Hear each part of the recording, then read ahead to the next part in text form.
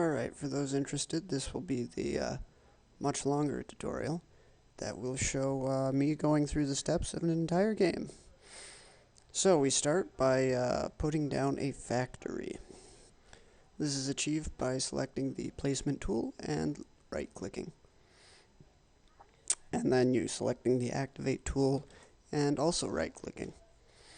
You can select tools using both the scroll wheel and the number keys. You will see in a little bit that there are 4 tool menus. There are 4 tools, and each tool has a sub-menu of its own. Right now we have selected the remove tool, and we are collecting some mass from the ground using it. Mass collected is automatically converted into matter blocks and sent to the ship. In this sub-menu, you also have the break block tool, which will be demonstrated earlier. With the activate, there is also a deactivate tool. Here we see the break block tool. Submenus are activated by pressing E, and then again the scroll wheel or the number keys can be used to navigate. There are all the blocks we can place. And lastly is the template tool. That is not demonstrated in this video. To use the template tool, you using the little plus symbol one, the only one in the menu at start, you right-click on a machine. That will add an option to the template menu. When you select that option, you will see a little you'll see a flashing version of the machine you templated. You can right-click, that will place down a template block. The ship will automatically send resources to that template block, and when it has everything it needs, a deactivated version of the machine you wanted to make will pop up. Here we have constructed a generator. Generator's kind of the lifeblood of the all our machines. They generate power. Every other machine consumes power. Factories consume power. Factories also consume matter blocks and convert them into all the other blocks we need, which is why we start out by building one. We are now building a mine.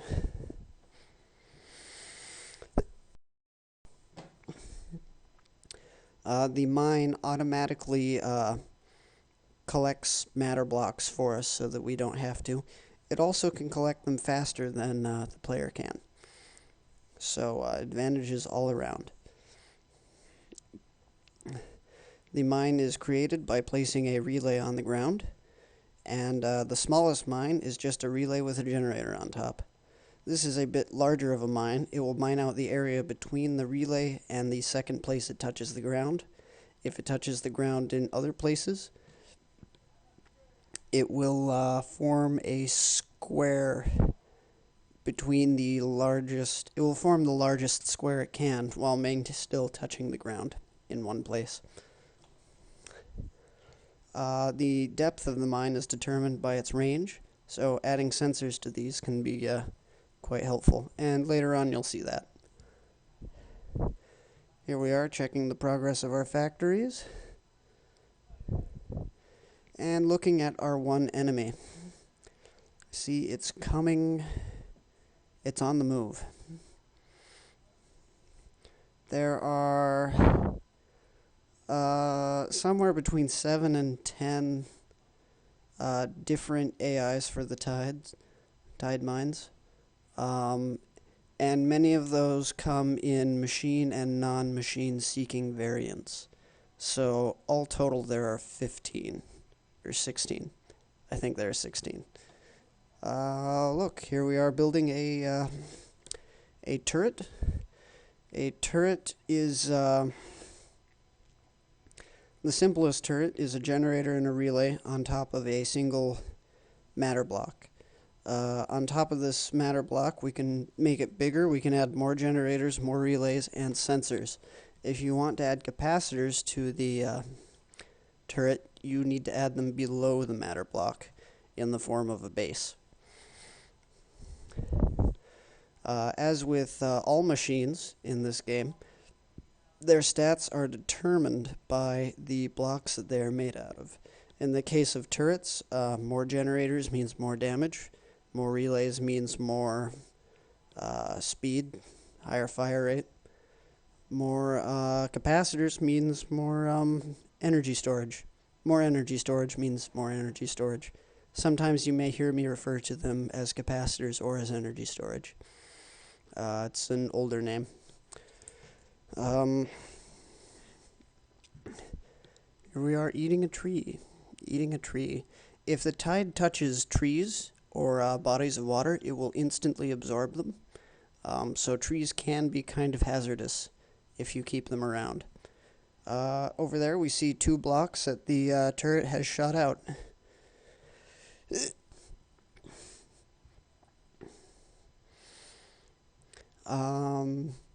Other places. In factories, more generators means faster conversion rate. Faster conversion also means that it takes more power, though. In generators, bigger means more power, and it is more efficient to build one big generator than many tiny generators. And there we see that our turret just got destroyed by the advancing tide. Its base got destroyed, and now its base has really gotten destroyed. So what I just did there is I took everything down. I'm going to move it a little further back and try again. I'm going to build a new turret and a new generator. And hopefully, if this turret gets powerful enough, it will be able to stop the tide mine from advancing.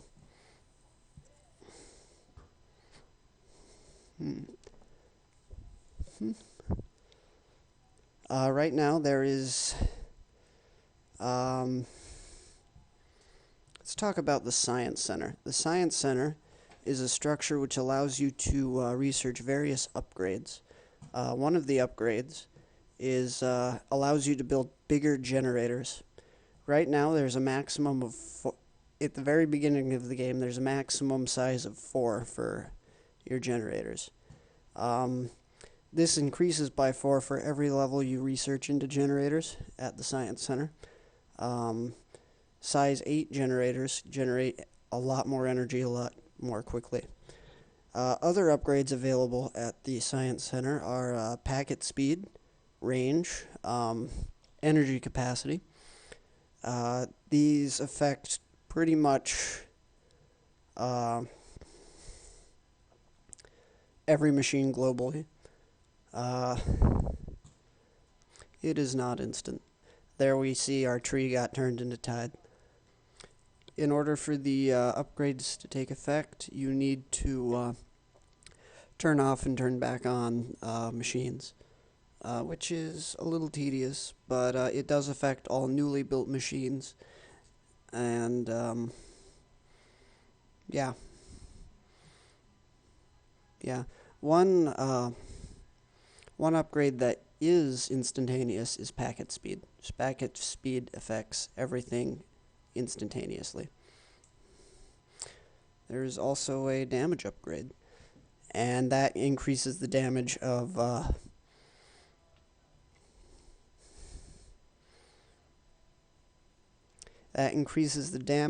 singularity generators and turrets, and it does something for shield generators. I can't remember what at the moment.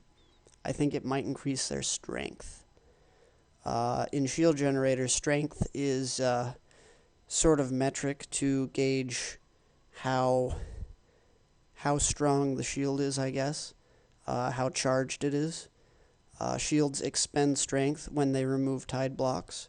If the shield does not have enough strength to remove the tide block, it will go down, and it will come back up as strength is replenished by consuming energy. Here we are using the break block tool to break a block, and we're going to use this broken block to separate these 2 generators. Remember, the maximum generator size is 4, so we have to separate these 2 in some way. The generator could also be separated by just air, making a floating generator.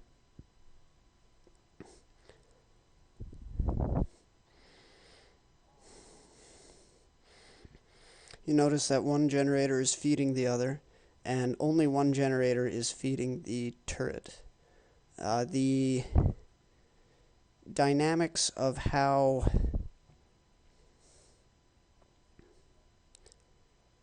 energy moves around are actually very important. You can't just assume that because you have enough energy in one place in your network that it will get to where it needs to be, where it's being consumed. Turrets and singularity generators will only take energy from one generator or other source of power, i.e. like a relay or the ship. They'll only take it from one of these structures at a time. So building a bunch of generators together works because the generators will generally feed each other and try to equalize the energy between them. And if a turret is drawing from one of these, basically all your energy does end up getting funneled into the turret. There is another structure in here which I also have not shown, and actually I think it might be missing on the tutorial page as of this filming. I'll probably fix that in 30 minutes or something. It is the relay. The relay does not have the limit of being able to send one packet at a time. Which means if you ever build a relay, or a couple relays, they tend to send a lot of packets to each other to try to even out the balance of power throughout the network. And these relays make really great buffers for collecting energy right before it gets sent to your turrets. So if you have a turret and it's not getting the energy it needs, even though you have enough in the surrounding buildings, a relay will often help. It appears that at this point I have realized that this particular AI is machine seeking. So I'm building it a trail to lead it away from my ship. And hopefully it will consume those factories that aren't doing anything.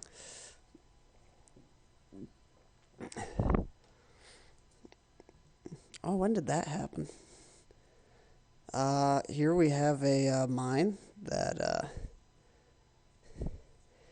at some point you may have noticed me put sensor blocks on the mine to improve its depth. And improve the depth at which it can mine.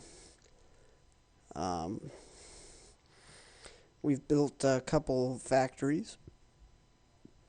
The more generators, the faster the factory produces blocks. And also more generators because our new and improved factories are collecting or using a lot more energy.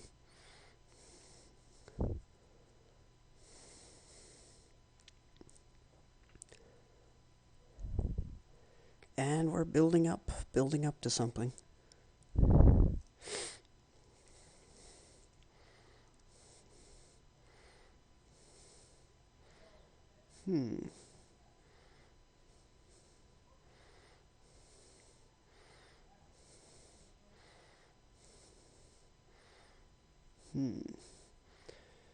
And it looks like we are about to try using a shield,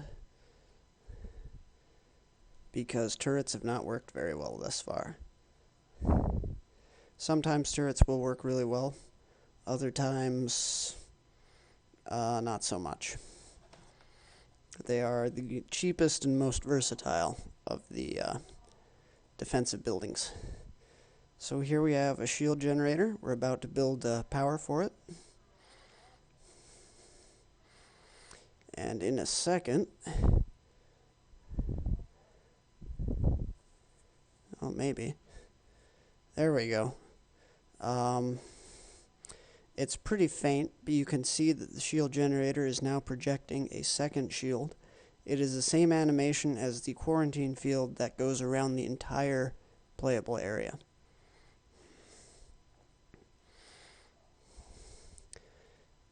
Yep, right now I'm standing right on the edge of its perimeter. And it's kind of hard to see, but if you look closely, the shield is actually cutting into the tide along its perimeter. Unfortunately, this tide mine has already breached the perimeter of the shield and is moving towards it rapidly.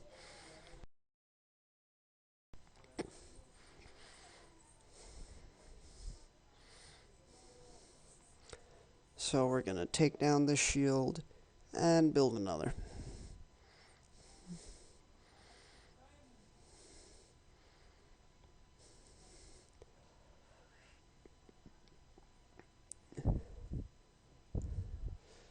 And that shield is not big enough, so we're going to make it a little bigger.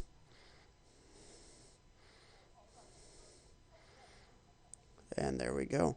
It's right on the edge. We're going to build a bunch of power generators, because shields do take power, of course. And the shield might take a lot of power. Especially if it's just starting and it needs to replenish its strength from nothing while fighting this tide. If you build the shield before the tide arrives, then it has time to build up its reserve of strength, and at the very least will last longer against it.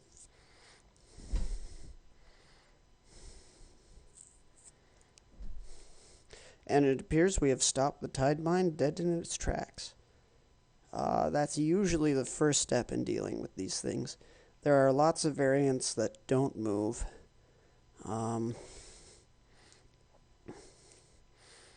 There are lots of variants that don't move.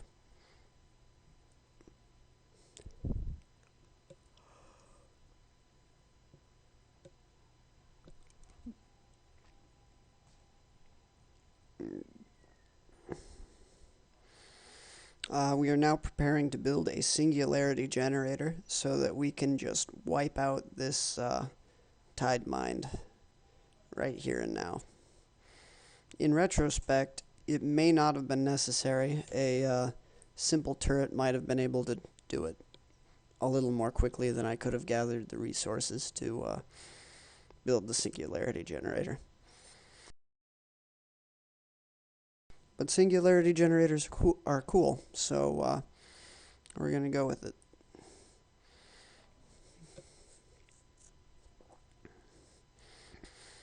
Some side notes on this video.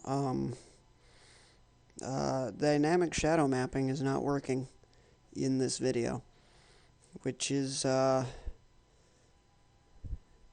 noticed it earlier and have since fixed the problem, but that's a thing. Also, it might mean that the Linux version of this game will be able to run dynamic shadow mapping with the archaic drivers that typically come with a Linux installation. Of course, you can get better graphics drivers that will run the game better, of course. But this game has been set up to run with the generic Mesa drivers that are way behind, that come default with Linux. So, yay for compatibility, I guess. Here we are. You may notice that I had to prime the mine before restarting it, simply by putting a mass block under the relay and breaking it. This is necessary because otherwise the game detects the relay as being a floating relay and doesn't make a mine out of it.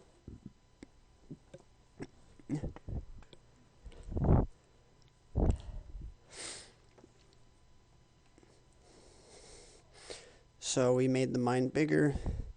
It's now mining things. And we don't have to. so that we don't have to. Yeah.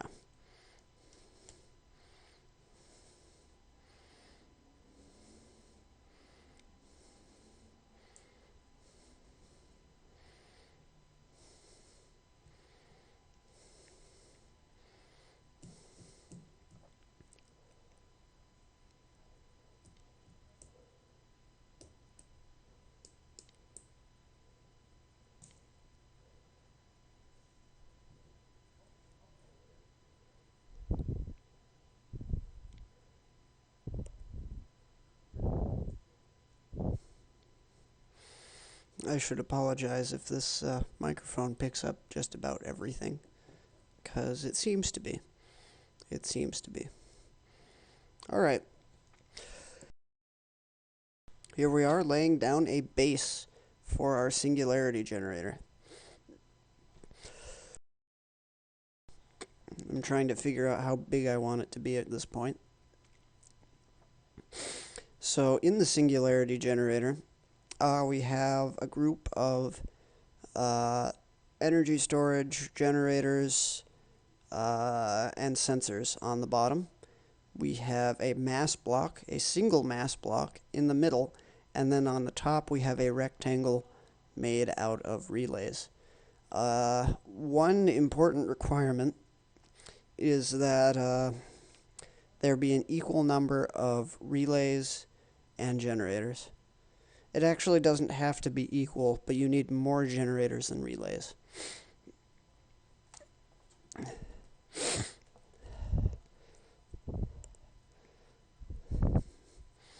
So there we are. We have enough generators now. Going to put some energy storage on it because these typically take a lot of energy. There's the second graphics glitch in this video. The top of the singularity generator just spun really fast and disappeared. That has also been fixed. Normally the top of the singularity generator will turn and face its target, much like the turrets do. There we have the singularity formed, and it's doing massive damage. So we are just about ready to kill this thing. I'm going to start placing some mass blocks around it. In order to kill the Tide Mind, you need to surround it on each face with a mass or some other type of block. You may also have noticed my screen turning red. That's indicative of me standing in the tide and it gradually killing me. If your screen turns completely red, you will lose. I guess it's kind of like the Call of Duty HP system, where you regen health really quickly, but when you're hurt, you notice it.